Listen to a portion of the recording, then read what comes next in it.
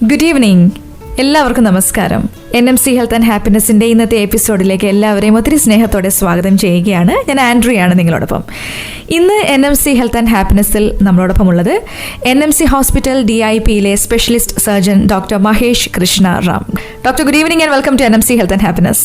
Good evening, എല്ലാവർക്കും എന്റെ നമസ്കാരം. ഡോക്ടർ ഓൾറെഡി വന്നിട്ടുണ്ട് NMC ഹെൽത്ത് ആൻഡ് ഹാപ്പിനെസിൽ. അതെ, 2 പ്രാവശ്യം വന്നിട്ടുണ്ട്. ഒരുപാട് കാര്യങ്ങൾ ഞങ്ങൾക്ക് ഡോക്ടർ പറഞ്ഞു തന്നിട്ടുണ്ട്. ഡോക്ടർ ഇന്ന് എടുത്തിരിക്കുന്ന ടോപ്പിക് എയ്നൽ ഫിസ്റ്റുലയാണ്. എനിക്ക് തോന്നുന്നു NMC ഹെൽത്ത് ആൻഡ് ഹാപ്പിനെസിൽ കൂടുതലായിട്ട് നമ്മൾ ഡിസ്കസ് ചെയ്യാത്തൊരു ടോപ്പിക്കാണ് ഡോക്ടർ ഇന്ന് ചൂസ് ചെയ്തിരിക്കുന്നത്. അപ്പോൾ അതിലേക്ക് പോകുന്നതിന് മുൻപായിട്ട് ഞാൻ കുറച്ച് കാര്യങ്ങൾ ഞങ്ങൾക്ക് അറിയണമെന്നുണ്ട്. ഡോക്ടർ, ഇപ്പോൾ NMC ഹോസ്പിറ്റൽ വർക്ക് ചെയ്യാൻ തുടങ്ങിയിട്ട് എത്ര നാളുകളായി DIPയിൽ? ഞാൻ ഇപ്പം DIP ഞങ്ങളുടെ പുതിയ ആശുപത്രിയാണ്. ഇവിടെ 2 വർഷമായിട്ട് ഞാൻ വർക്ക് ചെയ്യുന്നു. അതിനു മുമ്പേ അബുദാബിയിലായിരുന്നു. Abu Dhabi NMC ഹോസ്പിറ്റലിലായിരുന്നു. അവിടെ സ്പെഷ്യലിസ്റ്റ് സർജനായിട്ട് വർക്ക് ചെയ്യുകയായിരുന്നു. അവിടെയും 2 വർഷമായിരുന്നു. മൊത്തത്തിൽ 4 വർഷമായി ഇവിടെ NMCയുടെ കൂടെ. ഡോക്ടറിന്റെ സ്വദേശം, അതുപോലെ ഡോക്ടർ പഠിച്ചതൊക്കെ എവിടെയാണെന്ന് പറയാമോ? ഞാൻ കൊല്ലത്താണ് പഠിച്ചത്. കൊല്ലത്തു നിന്നാണ് പഠിച്ചതെല്ലാം തിരുവനന്തപുരത്താണ്. ഓക്കെ ഡോക്ടർ, അപ്പോൾ എയ്നൽ ഫിസ്റ്റുല എന്താണ്, അതിനെ കുറിച്ചൊന്ന് ഡീറ്റെയിൽഡ് ആയിട്ട് പറയാമോ? ഇന്ന് നമ്മൾ ഈ എയ്നൽ ഫിസ്റ്റുല ടോപ്പിക് ഡിസ്കസ് ചെയ്യാനായിട്ടുള്ള കാരണം വളരെ കോമൺ ആയിട്ടുള്ള ഒരു കണ്ടീഷനാണ്. നമ്മൾ സർജറി ഓപ്പണിൽ ഇരിക്കാൻ നേരം തന്നെ പല കേസുകൾ വരും എയ്നൽ ഫിസ്റ്റുലയായിട്ട്. രണ്ടാമത് ഇതിനകത്തുള്ള മെയിൻ പോയിന്റ് എന്ന് പറഞ്ഞു കഴിഞ്ഞാൽ എയ്നൽ ഫിസ്റ്റുലയുടെ ട്രീറ്റ്മെന്റ് ഇപ്പോഴും വളരെ അത്ര കൺവിൻസിങ് ആയിട്ടുള്ളതല്ല. റെക്കറൻസ് ഒരു വലിയ പ്രോബ്ലം ആണ്. നമ്മൾ കൺവെൻഷണൽ ആയിട്ടുള്ള സർജറി ചെയ്യുകയാണെങ്കിൽ റെക്കറൻസ് വളരെ കൂടുതലാണ്. അപ്പൊ നമ്മൾ കൂടുതലും കണ്ടുവരുന്നത് നേരത്തെ ഓപ്പറേഷൻ ചെയ്ത ആൾക്കാർ വീണ്ടും അതേ പ്രോബ്ലം ആയിട്ട് വരുന്നത്.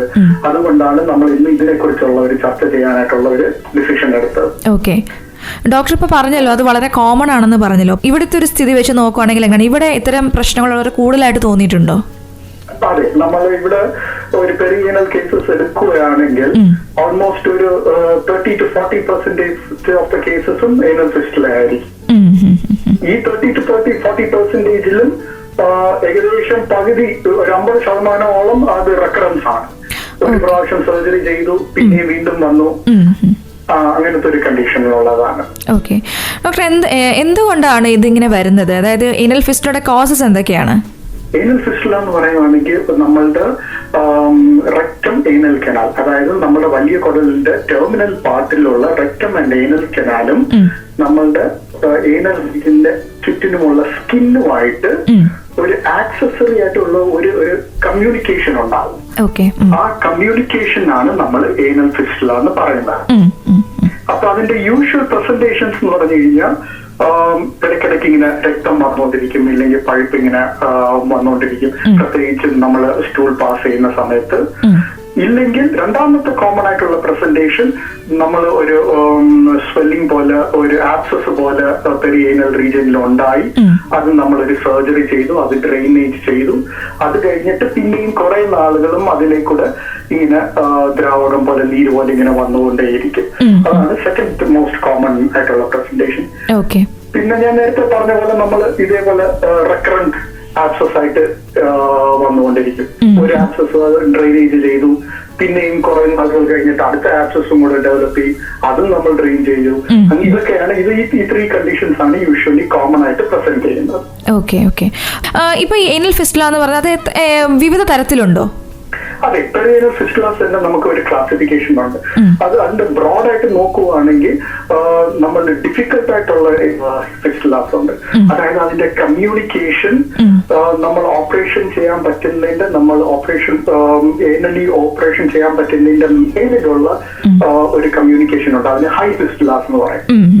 അല്ലാതെ ഇത് കൂടാതെ താഴെ ഓപ്പൺ ചെയ്യുന്ന ലോ ഫിസ്റ്റുലാസ് എന്ന് പറഞ്ഞിട്ട്, ലോ ഫിസ്റ്റുലാസ് ആണെങ്കിൽ നമുക്ക് സർജറി ചെയ്യാനായിട്ട് കുറച്ചുകൂടെ എളുപ്പമാണ്, സക്സസ് റേറ്റ്സും ബെറ്റർ ആണ്. ആൻഡ് താങ്ക്ഫുള്ളി ഈ ലോ ഫിസ്റ്റുലാസ് ആണ് കൂടുതൽ കോമൺ ആയിട്ട് നമ്മൾ കാണാറുള്ളത്. അപ്പോൾ ഈ ലോ ഫിസ്റ്റുല, ഹൈ ഫിസ്റ്റുല എന്നിപ്പോൾ ഡോക്ടർ പറഞ്ഞല്ലോ 2 ടൈപ്സ് ഓഫ് ഫിസ്റ്റുലാസ്.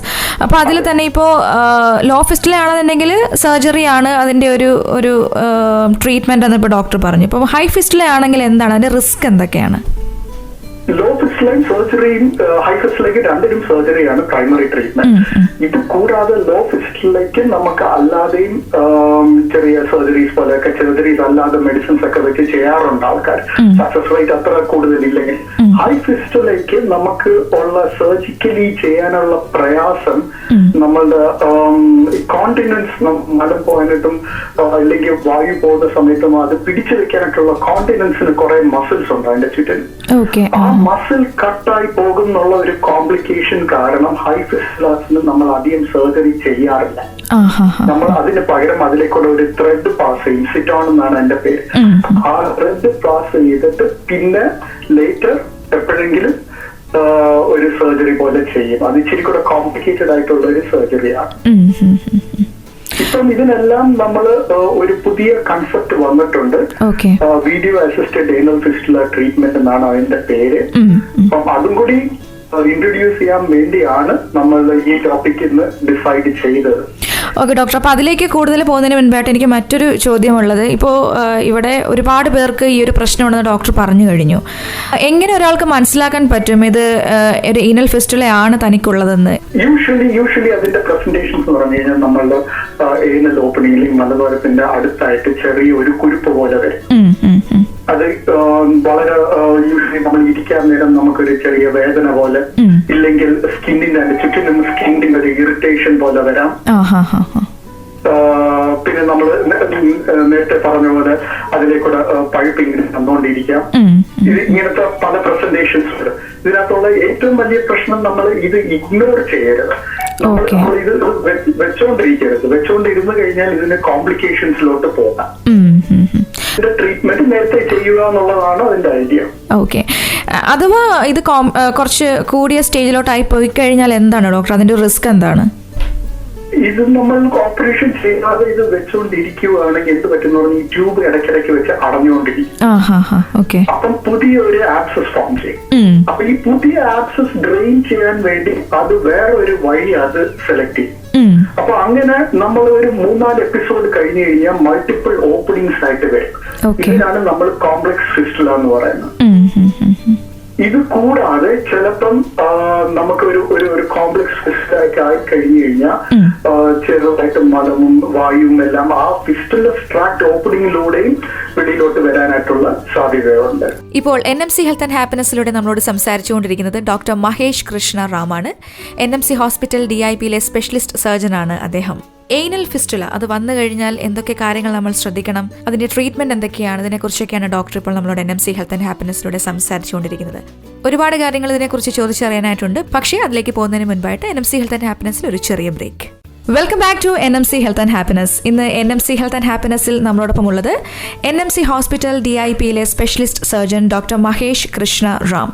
ഡോക്ടർ നേരത്തെ പറഞ്ഞായിരുന്നു video assisted anal fistula treatment ഒരു പുതിയ കണ്ടുപിടുത്തമാണെന്ന് പറഞ്ഞു, സക്സസ് റേറ്റ് വളരെ കൂടുതലാണെന്ന് പറഞ്ഞു. അപ്പോൾ അതിനെക്കുറിച്ച് കൂടുതലായിട്ടൊന്ന് ഞങ്ങൾക്ക് അറിയണമെന്നുണ്ട്. ഒന്ന് ഡീറ്റെയിൽഡ് ആയിട്ട് പറയാമോ? തീർച്ചയായിട്ടും. വീഡിയോ അസിസ്റ്റഡ് ഏനൽ ഫിസ്റ്റുല ട്രീറ്റ്മെന്റിലേക്ക് വാക്ട് എന്ന് പറയുന്നത് ഒരു പുതിയതായിട്ടുള്ള ഒരു കൺസെപ്റ്റ് ആണ്. ഒരു 4-5 ഇയേഴ്സ് ആയിട്ട് അത് മാർക്കറ്റിൽ ഇപ്പൊ ഇങ്ങനെ വന്നിട്ടേ ഉള്ളു.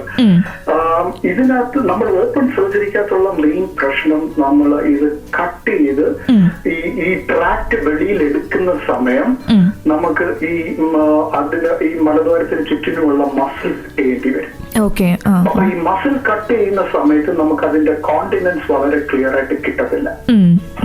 അതൊരു പ്രശ്നം. രണ്ടാമത് നമുക്ക് നേരത്തെ ഞാൻ പറഞ്ഞ പോലെ റെക്കറൻസും വളരെ അധികം വരാനായിട്ടുള്ള ചാൻസസ് ഉണ്ട്. അപ്പം അതിന് വേണ്ടി ഒരു പുതിയ കൺസെപ്റ്റ് ഇപ്പൊ ഉണ്ട്, video assisted anal fistula treatment. ഇതിന് നമ്മൾ ചെയ്യുന്നത് നമ്മൾ ഈ ലാപ്രോസ്കോപ്പിയിലൊക്കെ ചെയ്യുന്ന പോലെ ഒരു ചെറിയ ക്യാമറ ഉള്ള ഒരു ട്യൂബ് നമ്മൾ ഈ നേരത്തെ ഞാൻ പറഞ്ഞ ഈ ഏനൽ ഫിസ്റ്റുലയ്ക്ക് അകത്ത് പോയി നമ്മൾ ഉള്ളിൽ നിന്ന് തന്നെ ഈ ഫിസ്റ്റുല ട്രാക്റ്റിനെ കംപ്ലീറ്റ് ആയിട്ട് ഡിസ്ട്രോയ് ചെയ്യും. അതിനെ നമ്മൾ കംപ്ലീറ്റ് കരിച്ചു കളയും. അപ്പൊ ഇതിന്റെ ഉള്ളിൽ ഈ ട്രാക്റ്റിനകത്ത് പോകുന്നതിന്റെ ഗുണം ഒരു കോംപ്ലക്സ് ഫിസ്റ്റുല ആണെങ്കിൽ തന്നെ നമുക്ക് അതിന്റെ വേറെ വേറെ ചാനൽസ് എല്ലാം കാണാൻ പറ്റും. അപ്പൊ ഉള്ളിൽ നിന്ന് തന്നെ നമുക്ക് അതിനെ എല്ലാം ഡിസ്ട്രോയ് ചെയ്ത് ചെയ്യാൻ പറ്റും എന്നുള്ളതാണ് അതിന്റെ അഡ്വാൻറ്റേജ്. രണ്ടാമത്തെ അഡ്വാൻറ്റേജ് എന്താണെന്ന് വെച്ച് കഴിഞ്ഞാൽ ഓപ്പൺ സർജറിയിലാണെങ്കിൽ നമ്മൾ ഒരിക്കലും ആ കട്ട് ചെയ്ത് തുറന്നിട്ടിരുന്ന ആ വൂണ്ടിനെ ഇതിന് നമ്മൾ ഒരിക്കലും തയ്ക്കത്തില്ല. അത് തനിയെ ഉണങ്ങി വരണം. അപ്പൊ യൂഷ്വലി ഒരു 15 ദിവസം 1 മാസം ഒക്കെ എടുത്താണ് അത് ഉണങ്ങുന്നത്. ഇതിന് അതിന്റെ ഒന്നും ആവശ്യമില്ല. നമുക്ക് ഒരു 2 days 3 daysനാവും നമുക്ക് വീണ്ടും ജോലിക്ക് തന്നെ പോവുകയൊക്കെ ചെയ്യാം. അത് ഒരു ഭയങ്കര അഡ്വാൻറ്റേജ് ആണ്. ഇതൊരു മിനിമലി ഇൻവേസീവ് സർജറിയാണ് അല്ലേ? എക്സാക്ട്ലി, മിനിമലി ഇൻവേസീവ് ആയിട്ടുള്ള ഒരു സർജറിയാണ്. ഓക്കെ ഡോക്ടർ, അപ്പൊ ഇതിന് ഡിസഡ്വാൻറ്റേജസ് എന്തെങ്കിലും ഉള്ളതായിട്ട് തോന്നിയിട്ടുണ്ടോ ഈ വാഫ്റ്റിന്? ഡിസഡ്വാൻറ്റേജസ് ഉണ്ട്. ചില കണ്ടീഷൻസിൽ ഭയങ്കര കോംപ്ലക്സ് ഫിസ്റ്റുലാസ് ആണെങ്കിൽ ഓപ്പൺ സർജറിക്ക് തന്നെ നമുക്ക് ഒരു 40%-30% റെക്കറൻസ് നമ്മൾ ഓപ്പൺ സർജറിക്ക് രജിസ്റ്റർ ചെയ്യുന്നുണ്ട്. അതേപോലെ ഇതിനകത്തും നമുക്ക് ഒരു നല്ല സെന്റേഴ്സിലൊക്കെ നോക്കുവാണെങ്കിൽ ഒരു 10% നമുക്ക് അത് കുറയ്ക്കാൻ പറ്റുന്നുണ്ട്. ഇത് കൂടാതെ വളരെ അപൂർവമായിട്ട് വീണ്ടും ഒരു ആബ്സസ് ഫോർമേഷൻ അങ്ങനെയൊക്കെ വരാനായിട്ടുള്ള സാധ്യതകളും ഉണ്ട്. എന്നിരുന്നാലും നമ്മൾ ഓപ്പൺ സർജറി ആയിട്ട് നോക്കുമ്പോഴത്തേക്ക് അതിന്റെ റിസൾട്ട്സ് ആയാലും അതിന്റെ കംഫർട്ട് ആയാലും തീർച്ചയായും ഓപ്പൺ സർജറിയെക്കാട്ടും ബെറ്റർ ആണ്. ഓക്കെ ഡോക്ടർ, ഇപ്പോൾ video assisted anal fistula treatment ഇത് സാധാരണക്കാരനെ സംബന്ധിച്ച് അഫോർഡ് ചെയ്യാൻ പറ്റുന്ന ഒരു ട്രീറ്റ്മെന്റ് ആണോ? ഈ സർജറിയുടെ ഒരു കോസ്റ്റ് ഏകദേശം എന്തായിരിക്കും? ഇതിന്റെ ഉദ്ദേശം യൂഷ്വലി അത് ഞങ്ങളുടെ കയ്യിൽ വരുന്നതെല്ലാം UAE ഇൻഷുറൻസ് ഒക്കെ കവറേജ് ഉള്ള പേഷ്യൻസ് ആണ്. അപ്പൊ ഇൻഷുറൻസിന് നമുക്ക് വളരെ ബുദ്ധിമുട്ടില്ലാതെ നമുക്കിത് കിട്ടുന്നതാണ്. അല്ലാതെ നമ്മളൊരു ക്യാഷ് പേയിങ് പേഷ്യന്റ് ആണെങ്കിൽ ഏകദേശം ഒരു 15,000 to 17,000 ആ റേഞ്ചിലായിരിക്കും ഇതിന്റെ കംപ്ലീറ്റ് ട്രീറ്റ്മെന്റ്. ഒരു ദിവസം അഡ്മിഷൻ, ചില കേസുകളിൽ ഞങ്ങൾ അന്ന് വൈകുന്നേരം തന്നെ പേഷ്യന്റിനെ തിരിച്ചുവിടാറുണ്ട്. ഡോക്ടർ, ഈ വാഫ് സർജറി ശരിക്കും പറഞ്ഞാൽ കോംപ്ലക്സ് ആയ ഫിസ്റ്റുലാസിനാണോ കൂടുതലും ചെയ്യുന്നത്? ഐഡിയലി കോംപ്ലക്സ് ഫിസ്റ്റുലാസ് ചെയ്യുമ്പോഴാണ് ഇതിന്റെ കംപ്ലീറ്റ് ആയിട്ട് ഇഫക്റ്റീവ്നെസ് വെളിയിൽ വരുന്നത്. ട്രാക്റ്റിനകത്ത് കയറി ഇതിനകത്തുള്ള ബ്രാഞ്ചസ് എല്ലാം നമുക്ക് ഓരോന്നായിട്ട് ഐഡന്റിഫൈ ചെയ്ത് അതിനെ ഡിസ്ട്രോയ് ചെയ്ത് എടുക്കാൻ പറ്റും. ഓപ്പൺ സർജറിയിൽ നമുക്കത് ഭയങ്കര ബുദ്ധിമുട്ടായിട്ട് തോന്നും. അപ്പൊ ഇതിൽ ഏതെങ്കിലും ഒരു ട്രാക്ട് നമ്മൾ തിരിച്ചു വെക്കുവാണെങ്കിൽ അത് പിന്നെ റെക്കറൻസ് ആയിട്ട് വരുന്നതായിരിക്കും. അതുകൊണ്ടാണ് നമ്മൾ വാഫ്റ്റ് പ്രിഫർ ചെയ്യുന്നത്. ഓക്കെ ഡോക്ടർ, ഇപ്പോൾ NMC ഹോസ്പിറ്റൽ DIPയിൽ വർക്ക് ചെയ്തുകൊണ്ടിരിക്കുകയാണ് ആസ് എ സ്പെഷ്യലിസ്റ്റ് സർജൻ. പുതിയ ഹോസ്പിറ്റലാണെന്ന് ഡോക്ടർ പറഞ്ഞു. അപ്പോൾ എന്തൊക്കെയാണ് ഡോക്ടറിന്റെ ഹോസ്പിറ്റലിൽ ഇത്തരം പേഷ്യൻസിന് വേണ്ടി അല്ലെങ്കിൽ ഈ ഒരു സർജറിക്കൊക്കെ വേണ്ടിയിട്ടുള്ള ഫെസിലിറ്റീസ് എന്തൊക്കെയാണ്? ഞങ്ങൾ ഇതിന് പ്രത്യേകിച്ച് ഒരു ഫെസിലിറ്റി പോലെയില്ല. ഇതിനൊരു ഫിസ്ലോസ്കോപ്പ് എന്ന് പറഞ്ഞൊരു ഇൻസ്ട്രുമെന്റ് ആണ് ഉപയോഗിക്കുന്നത്.